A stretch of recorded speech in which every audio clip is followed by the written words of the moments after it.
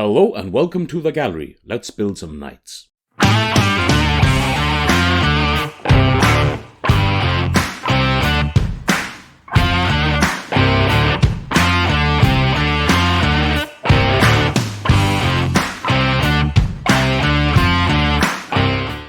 Now in this week's video, we're gonna build the knights that we took a look at a few weeks ago.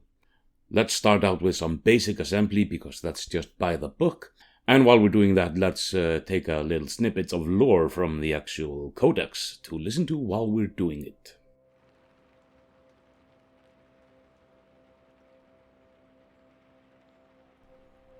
Only those possessed of a tyrannical will, indomitable might, and unmerciful focus may sit upon the infernal throne of a Chaos Knight. Such pilots ascend in that moment to become demigods of war. All others become naught but fuel to feed the engine's furnace.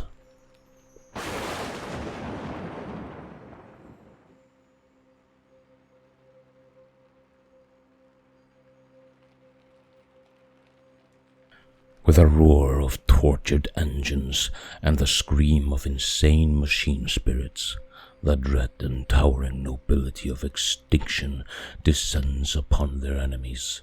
Chaos Knights are gigantic and warped abominations of iron, malice, and eternal hatred. With earth-shattering strides they annihilate buildings, and with colossal treads they grind foes into a bloody paste, all the while unleashing annihilating firepower from monstrous weapons of ancient origin. A single Chaos Knight is a giant mobile warsuit many times the height of a man. They are of ancient design, crafted in a dark age to withstand the terrors of the galaxy. Now its power and awesome presence is turned upon any its master wishes, with roars blaring from emitter grills, burning energies and streams of fist-sized shells. It can flatten a fortress by itself and tear through an entire formation. Yet few operate as lone hunters, and the forces of many worlds have whimpered in fear at the sight of armies of these predatory giants advancing on their positions. Despoiling behemoths deflect the enemy's fire from their ion shields as they advance inexorably, while swifter hunting engines rake their master's victims with ambushing enfilades. The Titanic Knight's suits are piloted by fallen nobles from twisted households, serving the dark wills of the Chaos Gods from upon their thrones mechanicum.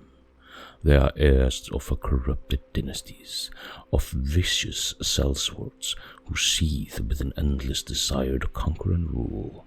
They hate the Imperium, seeing it as a swath of weak serfs whose only destiny is to die or to serve in a cowering obeisance to the dreaded household superiority.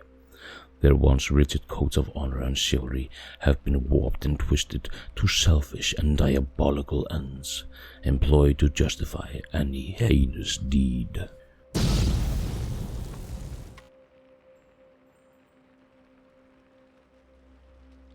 On Chaos Knight worlds, as the Chaos houses became ever more corrupted, so too were their worlds transformed into horrific mockeries of their former glory. Where once the denizens of these planets had looked to their nobles for leadership and protection, now they were reduced to a terror-filled existence. The populations of entire cities were hunted for sport by their nightly overlords. Fallen nobles supported tithes of living humans to their heretical lieges and to be used in sadistic rituals or to the forging of demonic pacts. Where once the would-be knight pilot proved their worth in solemn duels, they now engaged in competitive slaughters of their own subjects. Depraved cultists took root in every echelon of society on these Chaos Knight worlds. Teeming cults worshipped the dark gods openly. Fallen nobles competed to raise the greatest thanes to the ruinous powers. The landscapes became pocked with charnel pits that overflowed with the corpses of defeated enemies.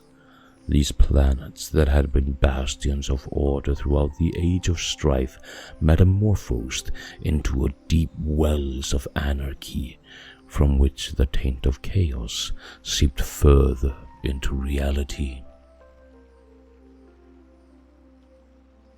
Now that we've assembled the actual knights by the book, you could go into sub-assemblies and have all the armor plating separate and stuff like that.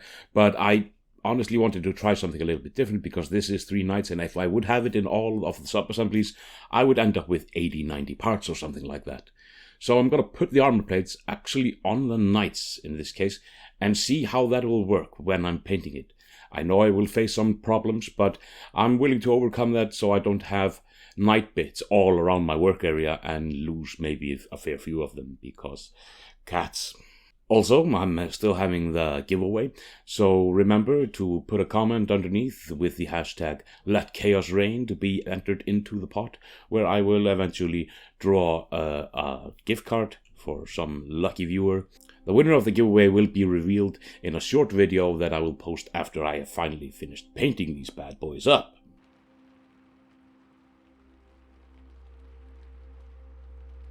Thrones Mechanicum. A fallen noble pilots their war machine via their link with the arcane contraption that is implanted into their Chaos Knight's cockpit, a Throne Mechanicum in the larger knights, or a Hell Mechanicum in the smaller classes. Neural jacks and cerebral uplinks connect the pilot's nervous tissue to the device, allowing them to directly interface with the machinery of their steed. Actuators and omnimotivators are driven by streams of hateful thoughts, while sensory information and multi-spectrum aspect relays feed into the noble's mind with burning clarity. Within each Throne Mechanicum are the spectral echoes of its previous pilots, screaming technogeists whose suffering increases exponentially as the night to which they are bonded grows ever more warped. Only the most indomitable fallen nobles are able to commune with the Throne Mechanicum. Those that do can spur their Chaos Knights into action by inimical will alone. Nobles who are wired into a Hell Mechanicum are similarly twisted by chaos energies that have been absorbed by the war engine. The Helms also yoke these pilots' minds and souls to the will of their knightly overlords. Okay, now we put armor plates on them, but we still have a lot of weapons, and I want to have the option of switching them out. So let's put some magnets, and it's a fairly simple process with these knights, and I was pleasantly surprised as I am not the biggest fan of magnets because it's an extra step, and I'd like to do things fairly quickly. Now there's no great science on how to put these magnets on the knights and the wardogs. It's basically just cutting off that little bit that's holding these two bits together and stuffing a magnet there instead. I have these nice flat magnets which actually fit also very well into both the slots that are on the actual opposed bits that go on the hand, the stuff that's connected to the actual arms, both on the knight and the warthog. So it's mainly getting this first bit looking good, and then everything is basically rinse and repeat. So we're gonna focus on this, and for the most part this is the same technique that we'll be using for most of the magnetics that's going on this model. Yes, indeed, all, because I did not magnetize this head nor his little ion shield or the little stubber that he has, because there was no need to magnetize that. In reality, I'm not switching that out for anything else, so we're just going to keep that as is. Also, the little guns that go on top of the wardogs, they just have a pin, so you can just stick them in, no need to magnet. And as you can see, I just cut off the bit, stuck a couple of magnets down there, and super glued them, because of course plastic glue is not going to work. And we spray it again with some hardener, so it dries a little bit quicker. I put a little bit of plastic slot in there too, keep it from going willy-nilly, as you can see. And then we're just gluing it together for the next hand. And then we got two lovely little bits that we can stick all our weapons on. No problems around that. And looks quite nice if I do say so myself. A little bit of super glue, and we're throwing magnets on top of that, and it will be grand and great, and everything's so hunky-dory in this little chaos night world of ours. As you can see, if you look down in the corner of the screen, I put some magnets there and super gluing that again and spraying to get it dry. And then we have these two two hand bits that we can swap all our weapons onto.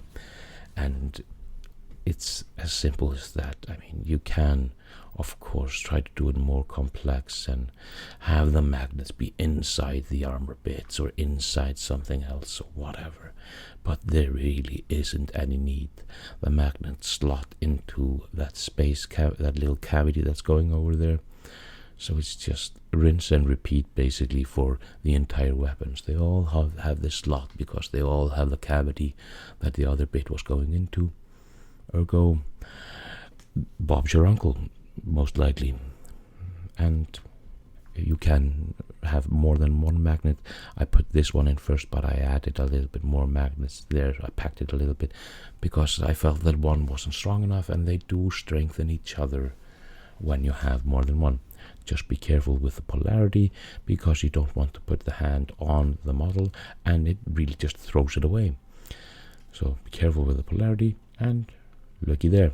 We got our magnetized arm going, and now it's just to do it with every single arm replacement, and there are quite a few. Taking this model and the war dogs, we're talking about 13 arms. That's a lot. It's good to scrape a little bit off the top because there's a little bit of that dry sprayed glue on there, and if you scrape a little bit, it'll be more of a contact area of magnet to magnet, which is better, of course.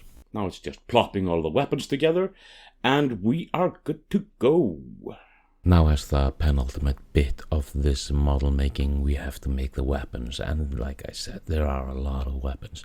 Now, these are not the weapons that are on this model, but these are from the Rampager, and I found that in the instruction manual we did not have any instruction on how to make those weapons, and I couldn't find my old instruction manual from when I made the Rampager, so I just kept them on the side, and I did my best guesswork, and it worked. I found all the bits, and they all glued in together somewhere where they were supposed to be, so that worked. But for somebody that doesn't have a Rampager lying around, you would have to get a PDF or a pamphlet or something like that for the instruction on how to do those extra 3 weapons for the night, and that's not really handy. I must say that's not the best thing. We're just gonna plow through the video of making all these weapons because they're just by the book. We have only thing that's different is we're putting the magnet in the top bit of all the weapons. Otherwise, we're just making them by the book. I like to look at the plastic coming together.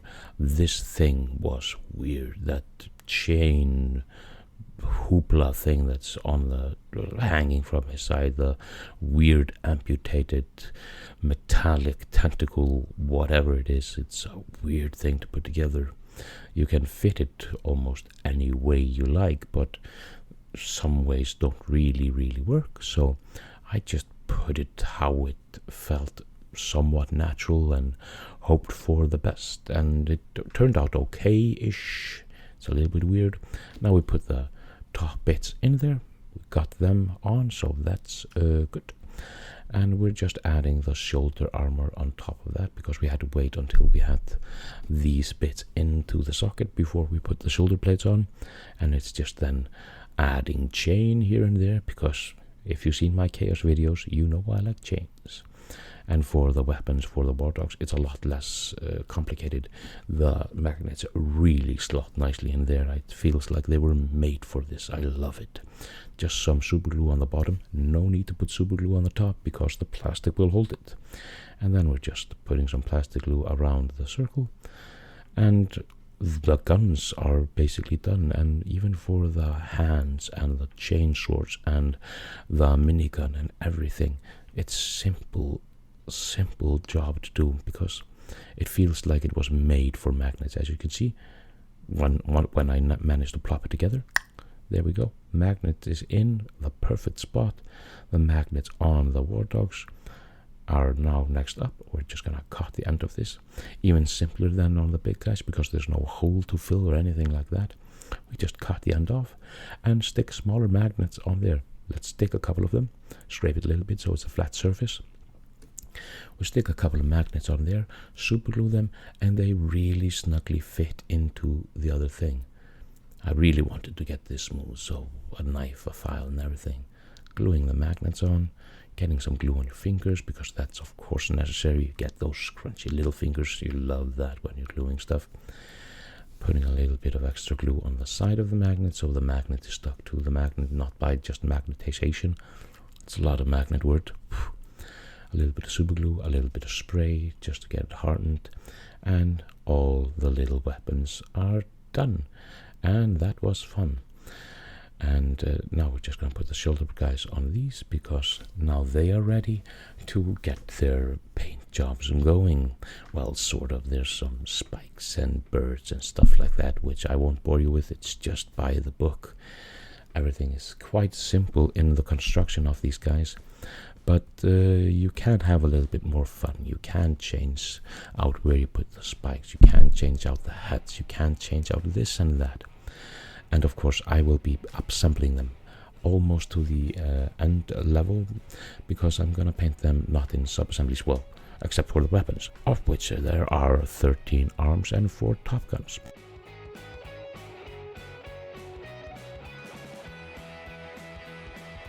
And here we have 3 knights. Now this is an army set. It's one of the smaller number-wise army sets I think I've ever seen, but 3 knights, and they all look really, really special and fun, and I can't wait to throw some paint on these guys. It's gonna be so much fun. Anyway, thank you very much for joining me here today. There are links in the description for all kinds of stuff, social media and various tidbits. You do with it what you will, and like and share and subscribe and do all that thing and hit the bell and everything and let the colors flow. But until next time, farewell.